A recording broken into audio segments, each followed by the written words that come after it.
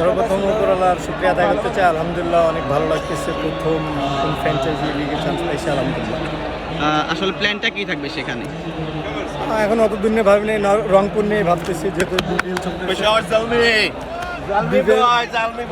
নিয়ে ভাবতেছি, তো এখনো অত কিছু ভাবি না, চেষ্টা করতেছি বিপিএলটা কেমনে ভালোভাবে শেষ করা যায়। যেহেতু পাকিস্তানে খেলা শোয়েব আখতারের সাথে দেখা হওয়ার চান্স আছে, তার সাথে দেখা করতে চান কিনা? অবশ্যই ধরুন সে লিজেন্ডারি বলার, একজন বলারের সাথে দেখালে অনেক কিছু শেখা যাবে, যদি সুযোগ হয় তো শিখবো। আসলে পেসটা কি আরো বাড়াতে চাইবেন কিনা, বা তার রেকর্ডটা ব্রেক করতে চাইবেন, কেমন কোনো প্ল্যান? না, আমি এর আগে কখনো বলছি যে আমার কোনো কিছু রেকর্ড ব্রেক করার ইচ্ছে নেই। আমার ইচ্ছা হচ্ছে আমি নাইদ্রা কিছু করার চেষ্টা করব। তার কাছ থেকে আসলে যদি স্পেশাল কোনো টিপস নেওয়া থাকে সেটা কি হতে পারে? একটা লিজেন্ড বলার কাছ থেকে অনেক কিছু নেওয়ার থাকে, সেটা ধরেন তার সাথে দেখা হলেই।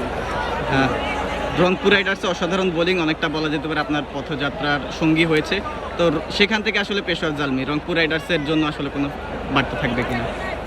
রংপুর রাইডার্সের জন্য নিজে সর্বোচ্চটা দিয়ে যাচ্ছে এবং সর্বোচ্চটা দিব, যে কয়েনের সুযোগ পাবে। যেহেতু শুধুমাত্র রংপুর রাইডার্স না, পুরো বাংলাদেশ আসলে আপনার খেলাটা দেখার জন্য অপেক্ষা করবে, দেশবাসীর জন্য কোনো আসলে যদি মেসেজ? দেশবাসীর জন্য একটাই দোয়া, যাতে আমার জন্য দোয়া করে, আমার খারাপ সাপোর্ট করে।